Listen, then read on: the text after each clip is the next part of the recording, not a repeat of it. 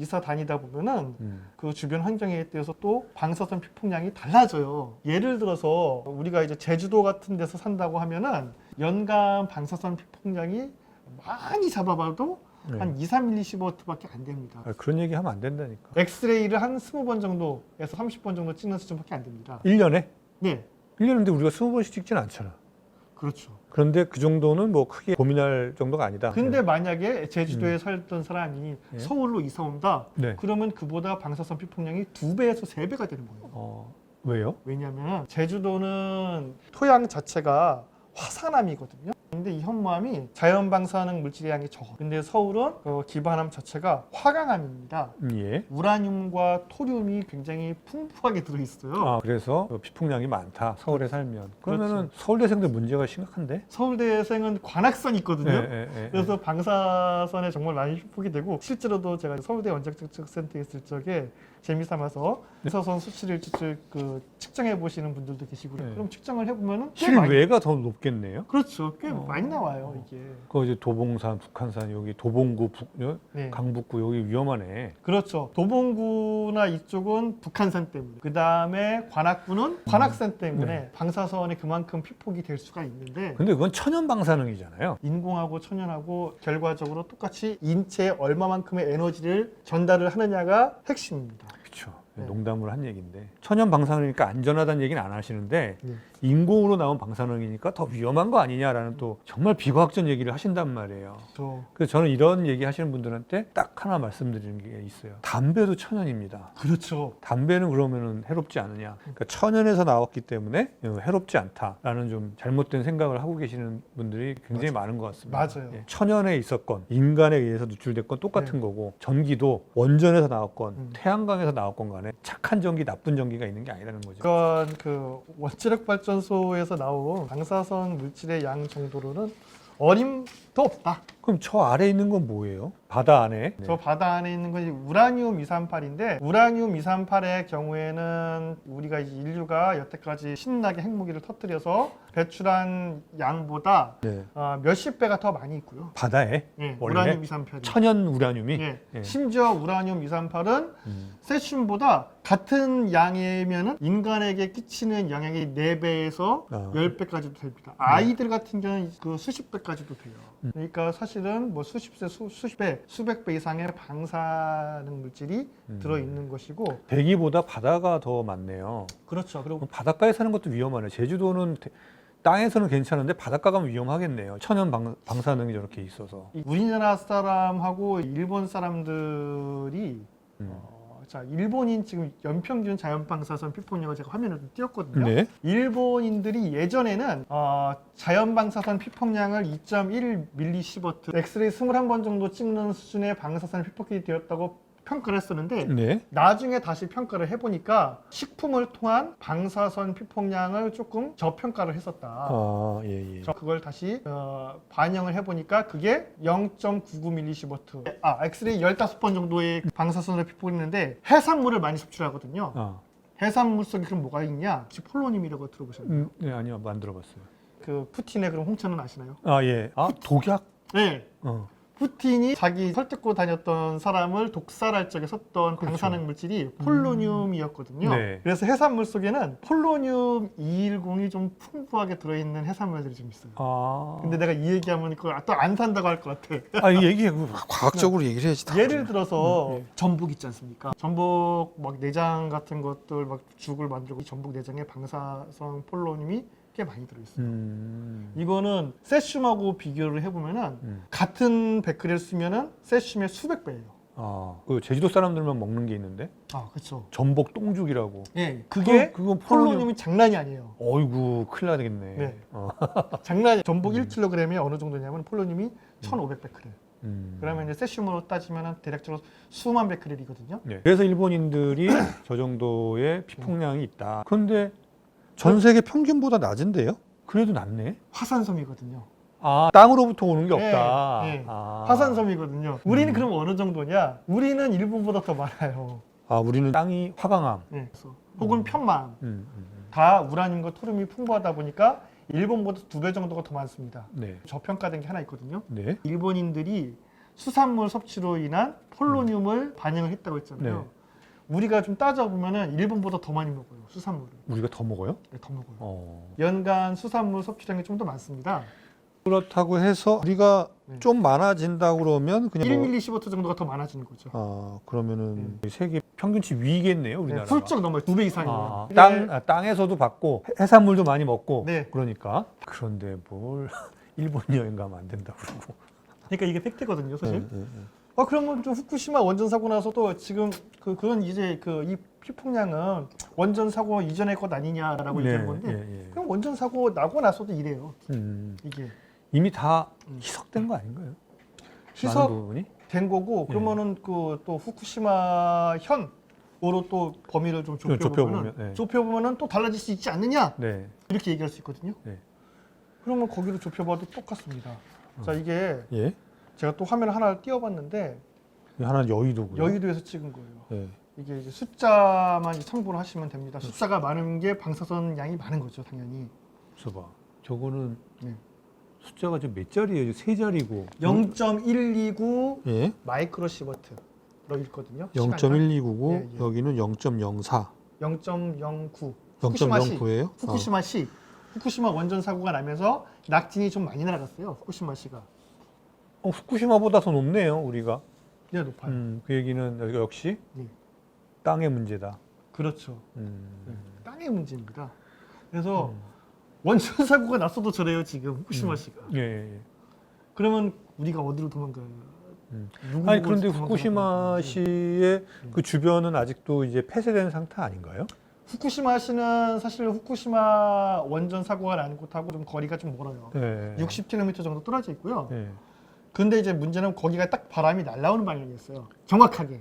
그 원전에서 네네. 그 원전 피해가 그쪽에 바람을 타서 네네. 제일 많이 당한 딱 곳이다. 날라와서 그 원자력 발전소 사고가 났을 때 방사성 물질이 이렇게 이제 뭐 원형으로 퍼져나가는 게 아니라 네. 바람을 타고 특정 방향으로 다 이제 몰빵하거든요. 네. 그렇게 이제 봤을 적에 사실은 저 딱 정확하게 후쿠시마시가 이 바람의 방향이 있었기 때문에 사실 좀 내려앉았었는데 그걸 감안했어도 적다. 그리고 이제 후쿠시마 현에서는 물론 이제 서울보다 그 방사선량이 높은 지역들이 있긴 있어요. 네. 그게 이제 어느 정도냐 했을 때 서울 면적의 한 60% 정도. 서울 면적의 한 60% 정도의 공간은 서울보다 높습니다. 일정 부분은 서울보다 높긴 한데 네. 그렇다고 해서 전체적으로 보면 네. 우리 대한민국이 더 네. 평균적으로 봤을 때는 높다. 방사선량이 더 훨씬 높다. 그렇죠. 예. 그러면 그 정도로 높아진 게 또 건강에 영향이 끼치는 거냐? 네, 그렇죠. 그건 아니라는 거죠. 음. 그러니까 인체에 영향을 끼칠 수 있는 양은 예. 어, 잠깐만요. 네. 근데 그게 피폭되는 거랑 네. 외부에서 우리가 엑스레이 찍거나 이제 네. 엑스레이나 CT를 찍거나 아니면 네. 이제 아까 저렇게 네. 굉장히 위험한 우리 관악산에 등산을 한다거나 그 위험한 관악산 아래에 있는 서울대학교를 상당 기간 이제 출퇴근하시지 않았어요? 그렇죠. 뭐 그런 것도 되게 위험한데 네. 우리가 이제 더 위험하게 생각하는 거는 그건 외부 피폭 아니냐? 네. 이제 안으로 네. 먹었을 때 네, 네. 그 수산물 아까 그 전복 똥죽이라든가 이런 네, 거 네. 먹으면은 그 굉장히 위험한 물질을 먹게 되는 건데 그렇죠. 그럼 그게 이제 축적돼 가지고 쌓여서 계속 내부 피폭을 일으켜서 네. 암도 유발하고 네. 기형아도 만들고 네. 이런 거잖아요. 네. 그럼 이게 어느 선까지가 네. 안전한 거냐, 어느 선이 넘어가면 위험한 거냐, 네. 내부 피폭과 외부 피폭의 경우 아무래도 내부 피폭이 더 적은 양으로 위험할 거 아니에요. 아닌가요? 내부 피폭이나 외부 피폭이나 전부 다 네. 그 내부 피폭 같은 경우는 섭취를 해서 네. 섭취를 한 방사성 물질이 우리 몸에서 완전히 빠져나갈 때까지 네. 총 피폭시키는 양을 계산합니다. 네. 그걸 예탁 선량이라고 하거든요. 그러니까 이제 섭취했을 때의 그 방사선 양이 중요한 게 아니라 네. 그게 우리 몸에서 완전히 배출될 동안 네. 우리 몸에 네. 어느 정도의 영향을 미쳤느냐라는 총량을 계산한다. 그렇죠. 그 네. 총량으로 계산을 해요. 예. 그 외부 피폭량하고는 다른 개념이다. 그렇죠. 아, 외부 네. 피폭량을 계산할 때는 좀 다르게 접근하거든요. 예. 그래서 완전히 빠져나갈 때까지 우리 몸에 누적 피폭시키는 양으로 계산합니다. 네. 그렇게 계산한 그 개념을 예탁설량이라고 하는데 네. 그 예탁설량의 개념으로도 똑같이 잡아요. 예를 들어서 인체에 영향을 끼치기 위해서는 결국 CT를 10번 정도 찍는 수준의 영향이 되어야 된다. 그 정도가 돼야 위험한 거다. 그렇죠. 1년에. 그렇죠. 예.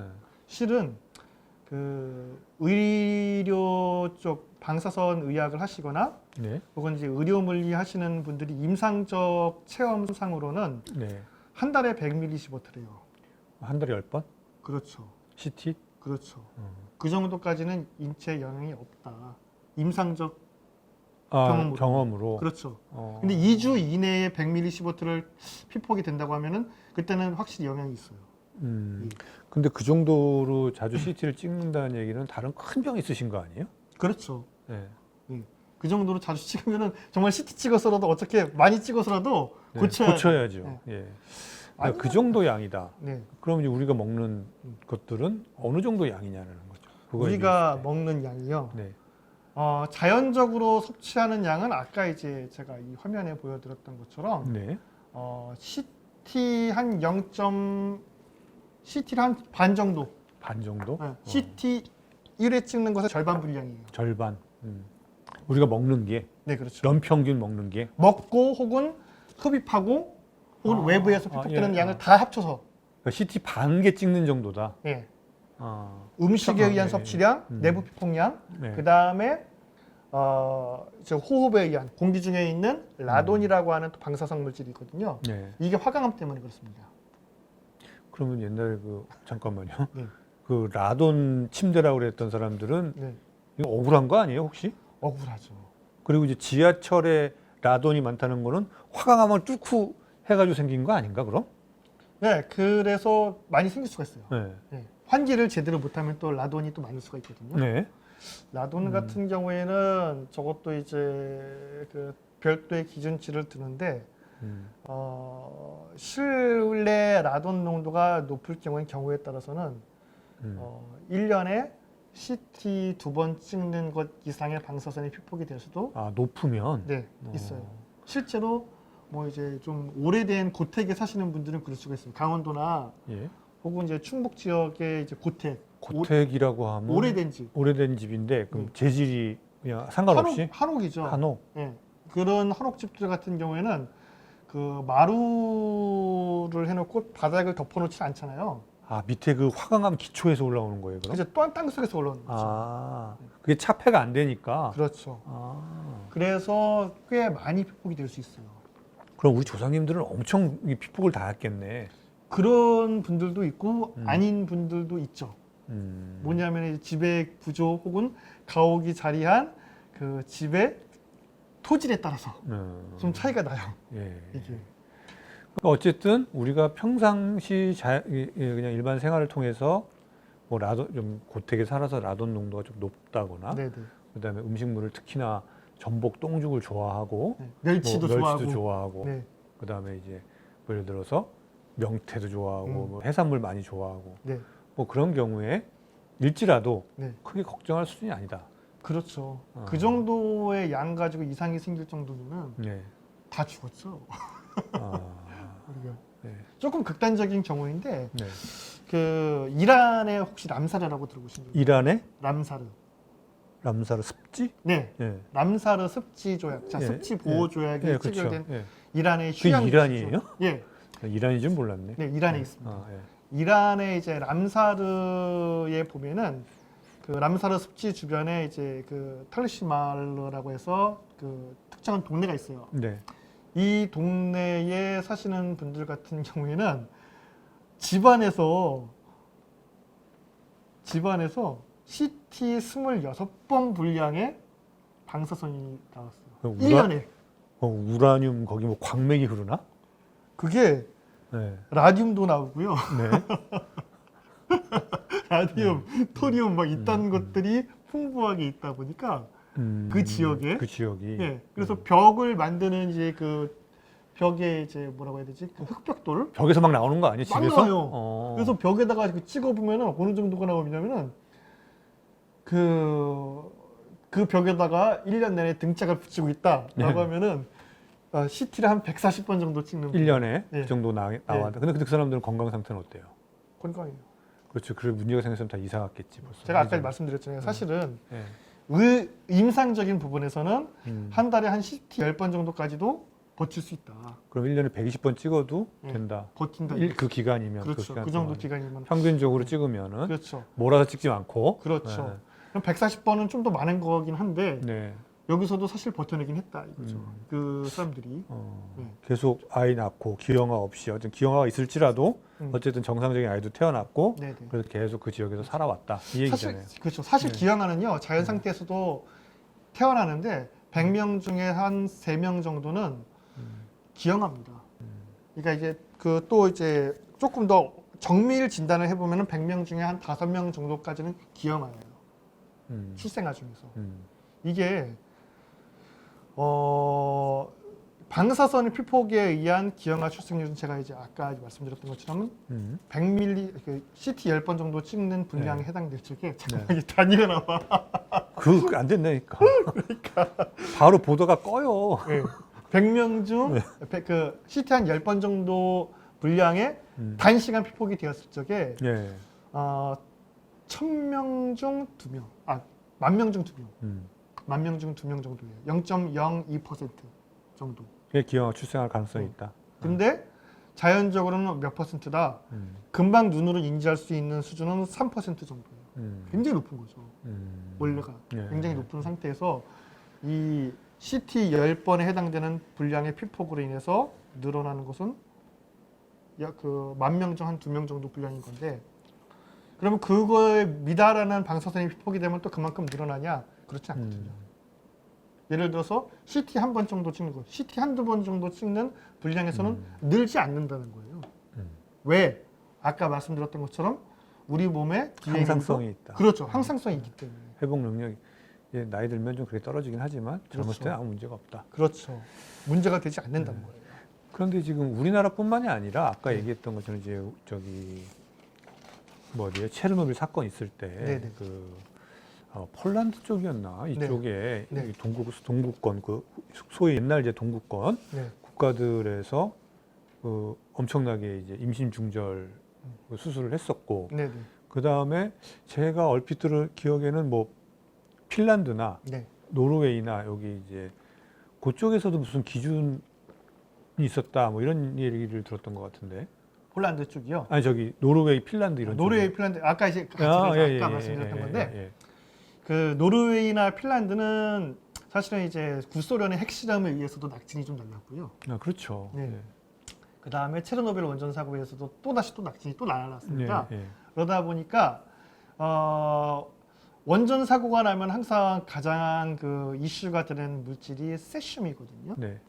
얘는 원자력 발전소 안에서 많이 만들어지기도 하고요. 네. 그 다음에 끓는 점이 낮아요. 네. 끓는 점이 낮다 보니까 기체가 그래서 많이 생성되는 거 아니에요? 예, 기체가 되거나 미세먼지가 되어서 날라오기가 아주 쉬워지는 거예요. 얘들이. 그런데다가 반감기도 애매해요. 애매하다는 건 뭡니까? 반감기가 한 30년 정도로 아싸리하게 짧으면은 아예 짧으면 금방 그냥 그 초기에만 그냥 피하면 되거든요. 길면요? 길면은 오히려 계속 문제가 되는 건. 오히려 아주 길면은 네. 문제가 안 돼요. 대표적인 게 우라늄이거든요. 네. 우라늄 238 같은 경우는 반감기가 45억 년이에요. 네. 그러다 보니까 잠깐 우라늄 반감기 설명해 줘야 돼. 반감기라는 게 뭐냐면은 네.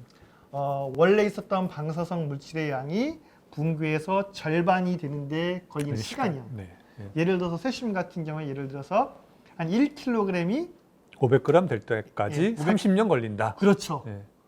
그리고 또 30년이 지나면 그건 250g이 되고 네. 또 30년이 지나가면은 125g이 되는 거예요. 네. 반감기. 예, 그래. 이게 이제 네. 반감기입니다. 자, 그렇게 애매한 놈이 이제 세슘인데 그러니까 반감기가 예. 아주 길지도 네. 혹은 뭐 아주 짧지도 않은 네. 30년이라는 게 이 방사선 물질에 비하면 굉장히 애매한 물질이다. 그렇죠. 골치 아파요. 많이 튀어나오는데 끓는 점도 낮아. 네. 반감기도 애매해. 끓는 점이 낮다는 얘기는 네. 상온에서 네. 어떻게 존재하는가요? 끓는 점이 낮은 끓는 점이 낮다는 끓는 거는 점이 몇 도인데요? 671도거든요. 그게 낮은 거예요? 네. 네. 그러니까 원자력 발전소에서 노심이 녹는 사고가 일어나는 이유가 네. 온도가 올라가면서 노심이 손상될 정도로 온도가 올라가는 거잖아요. 예. 그럼 그 상태가 되면 얘는 이미 기체가 되어서 도망 나와요. 기체가 되어서 도망 나오는 거거든요. 딴 거는 더 올라가야 되는데 그렇죠. 얘는 600도만 넘어가면 네. 이제 벌써 이제 기체가 돼가지고 네. 막 어디로 샌다 이거죠. 그렇죠. 새어 나오는 거죠. 새어 나왔다가 나오면 고체가 되겠네요. 새어 나와서 이제 미세먼지가 되죠. 아, 그럼 헐헐 날아다니네. 그렇죠. 아이고야. 그래서 그 미세먼지 상태로다가 떨어지는 방사능 물질을 낙진이라고 아, 하거든요. 그게 세슘이다. 네. 그런 그 골칫 덩어리가 이제 세슘. 아, 그럼 딴 건 아예 나오지도 않겠네요, 잘. 그 예를, 안에서. 그렇죠. 예를 들어서 플루토늄 같은 것들은 끓는 점이 3000도가 넘어요. 아, 그럼 원전이 뭐 거의 뭐 폭파 직전까지 가야 뭐 나오고 뭐 이런 상황인가요? 그렇죠. 체르노빌처럼 아예 통째로 그 원자로 자체가 그냥 다 폭주해서 풀랑 다 나올 경우. 그렇군요. 그래서 세슘이 그래서 네. 애물단지다. 네, 예. 골칫 덩어리입니다. 음. 그래서 이제 세슘을 기준으로 해서 이제 잡는데 제가 어디까지 얘기했었죠? 좀뭘 얘기해야 저기 세슘이 이제 떨어졌다. 네. 떨어져서 낙진으로 떨어지니까 문제가 되는 애들이다. 얘네가 반감기도 애매하고. 네. 이렇게 이제 나와서 이제 골치 아픈 애인데 이게 이제 소련에서 온 게 꽤 됐었죠. 유럽 지역에. 그 핵실험 해가지고. 그렇죠. 네. 핵실험에서 온 게 꽤 됐었습니다.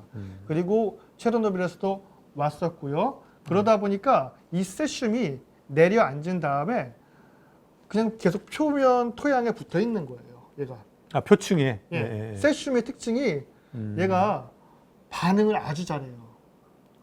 어떤 의미죠? 반응을 아주 잘한다는 게. 다른 물질과 예. 자연 결합 상태에 있는 형태로. 화학 반응을 굉장히 잘해요. 예, 예. 반응을 해서 마치 소금처럼 염을 생성해서 붙어 있는 건데 그럼 물 씻어야 되겠네.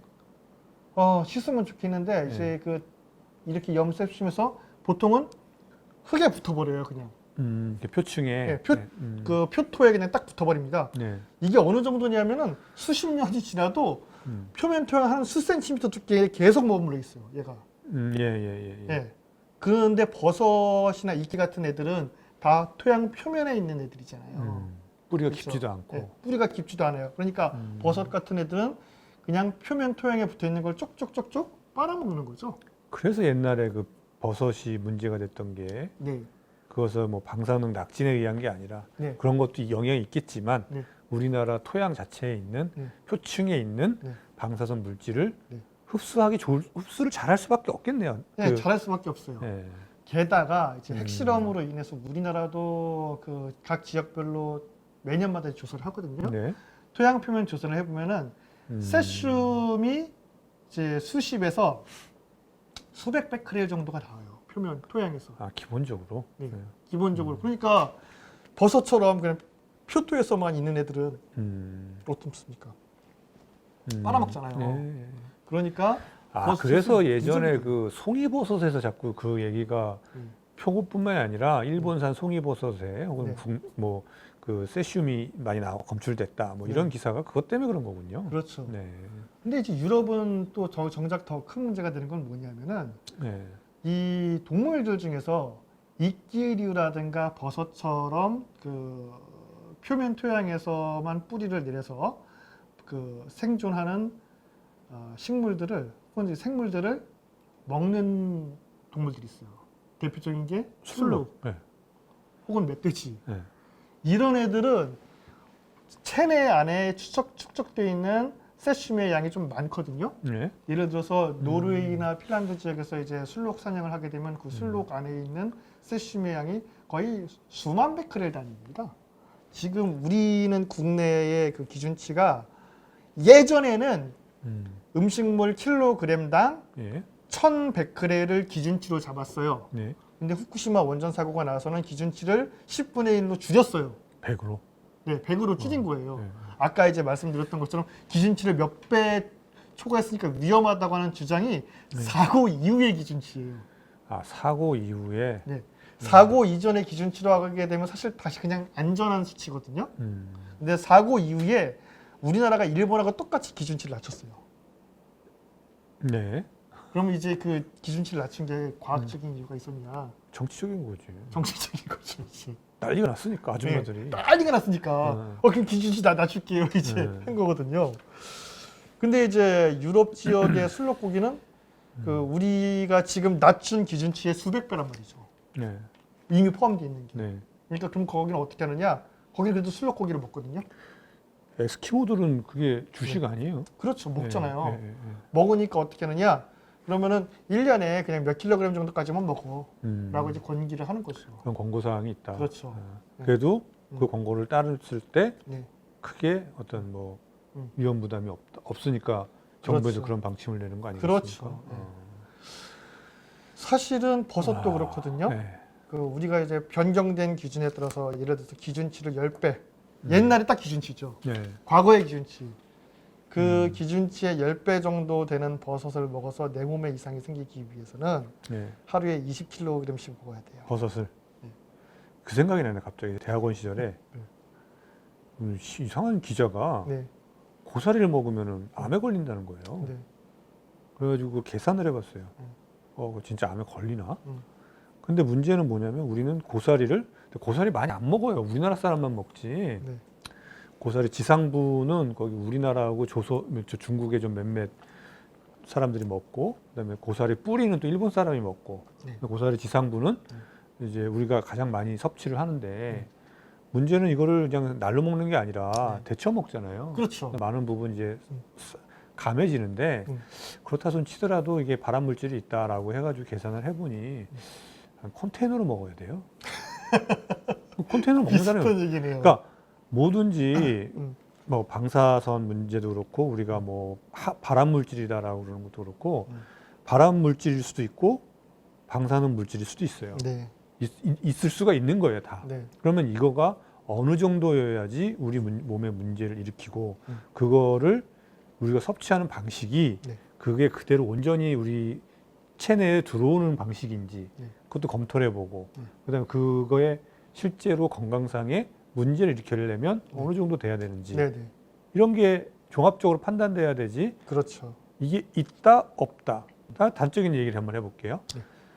예를 들어서 포도주다, 와인이다. 네. 그럼 어느 쪽에서는 와인이 심혈관 질환에 좋다라고 생각되는 논문도 있고요. 네. 심혈관 질환에 문제를 일으킨다는 논문도 있어요. 네. 커피도 마찬가지예요. 네. 그렇죠. 커피도 항산화 물질이 있다는 논문이 있는 반면에 발암 물질이 있다는 논문도 있어요.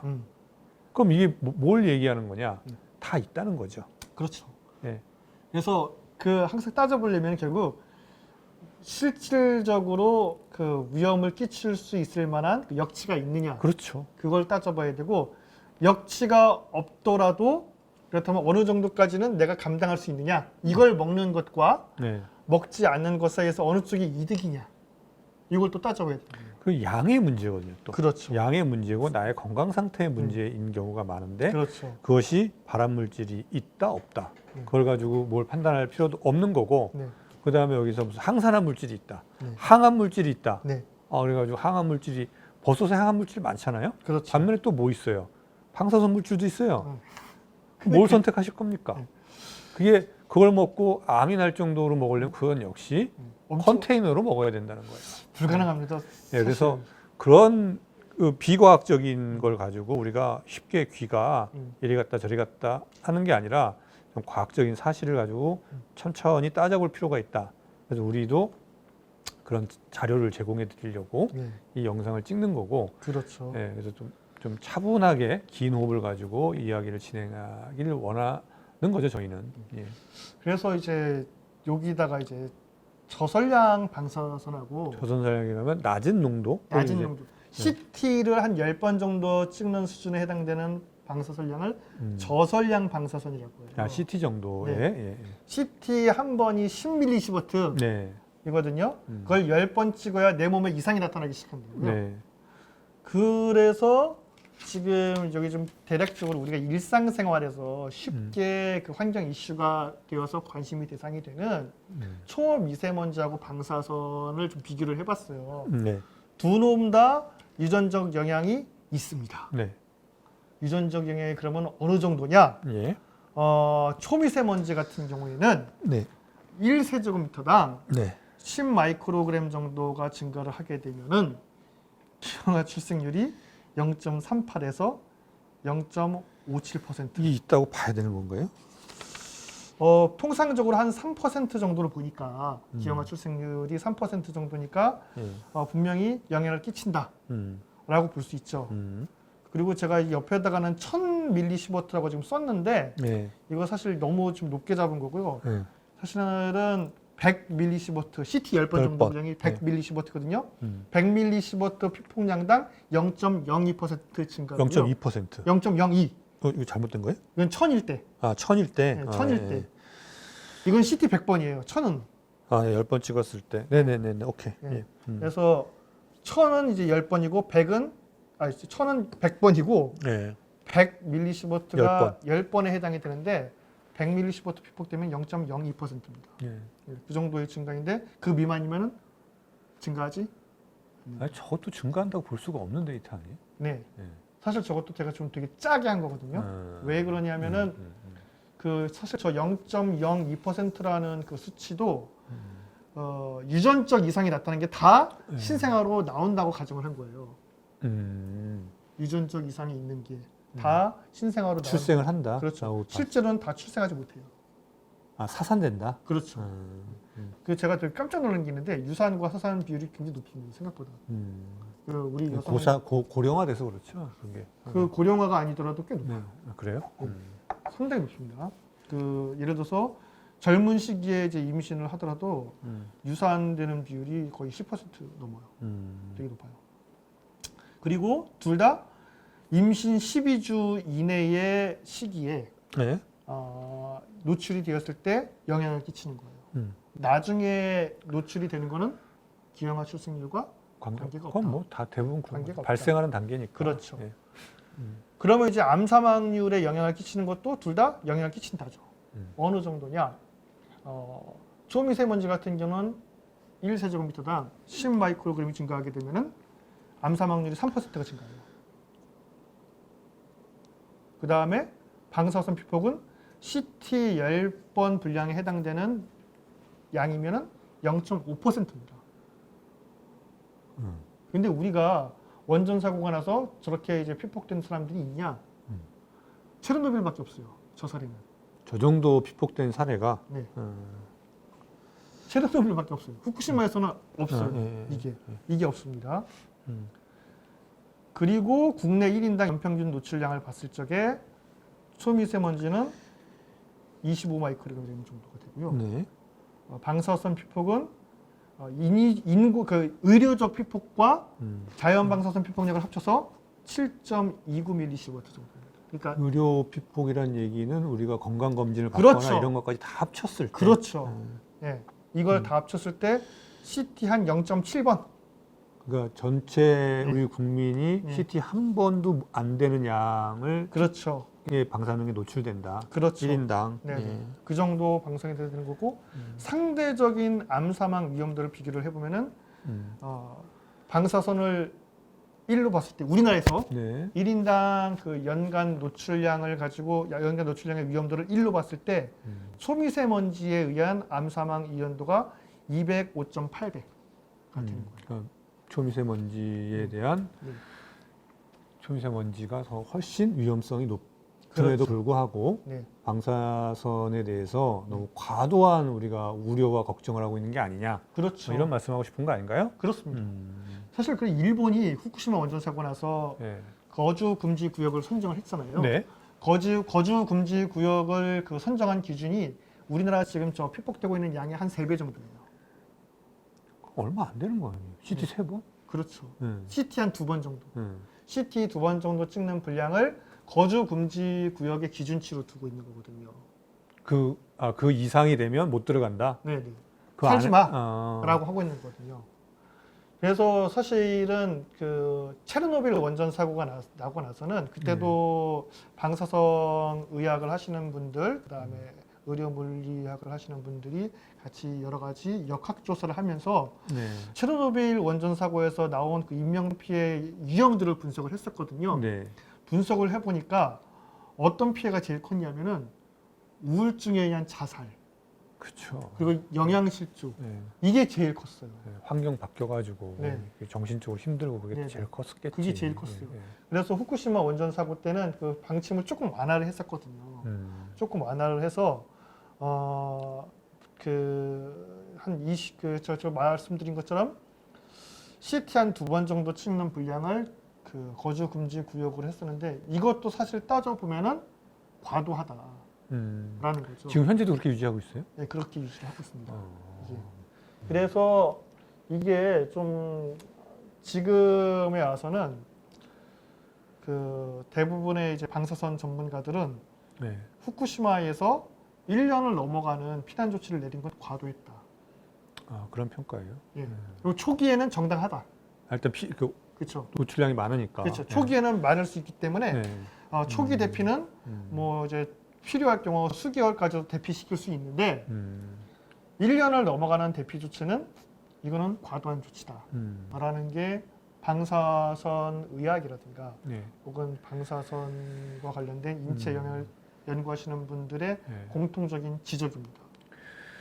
근데 이게 또 반영이 되기 위해서는 정치적으로 풀려야 되는 문제죠. 그러니까 이제 저는 이제 기본적으로 몇 년 전만 해도 아까 우리 첫 시간에 봤듯이 그 아톰의 시대에서 네. 호난의 시대로 뭐 네. 이런 책을 즐겨보던 사람이었기 때문에 네. 그 탈핵의 입장에 있었던 사람이란 말이에요. 몇 년 네네. 전까지만 해도. 네. 그래서 이제 곰곰이 생각해 보니 이게 좀 살펴보고 하다 보니까 비과학적인 게 너무 많은 거죠. 그리고 그렇죠. 이제 그런 입장에 있었을 때도 네. 이제 물음표가 찍혔던 게 있었단 말이에요. 네. 그런 걸 하나하나 이제 제거해 가다 보니까 네. 다시 한번 검토해 봐야 되는 거 아닌가 이런 생각이 들고 맞습니다. 지금도 완전히 뭐 100% 네. 원전이 맞고 원전 안전하고 방사능 이 문제에 대해서 우리가 자유롭다 어느 정도 네. 뭐 이런 건 아니에요. 네. 그러니까 제가 드리는 말씀이 뭐 제 그 설정을 해가지고 이렇게 모르는 것처럼 하는 게 아니라 실제로 궁금하고 그렇죠. 관심 있고 이제 그런 걸 여쭤보는 거란 말이에요. 네네. 근데 제가 안타까운 건 뭐냐면 이제 원전 마피아라고 그런단 말이에요. 네. 예, 원전 마피아라고 하는데 뭐 이런 부분에 대해서 네.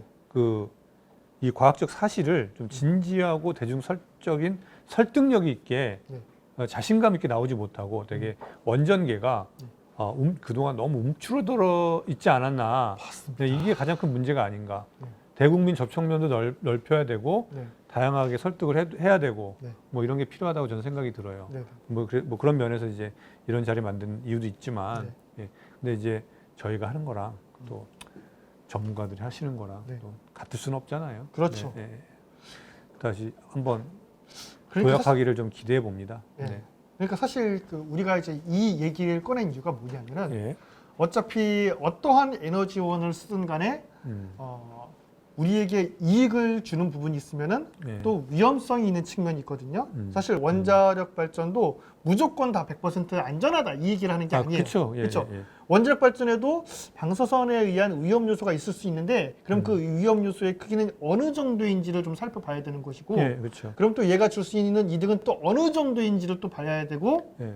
또 원자력 발전과 비교를 해봤을 때 우리가 지금 현재 쓰고 있는 석탄화력 발전이나 가스 발전이나 태양광 풍력 발전은 또 어떠한 이득을 줄 수 있고 어떠한 위험성을 지니고 있는지 그걸 살펴보기 위한 요 기초 바닥을 지금 그렇죠.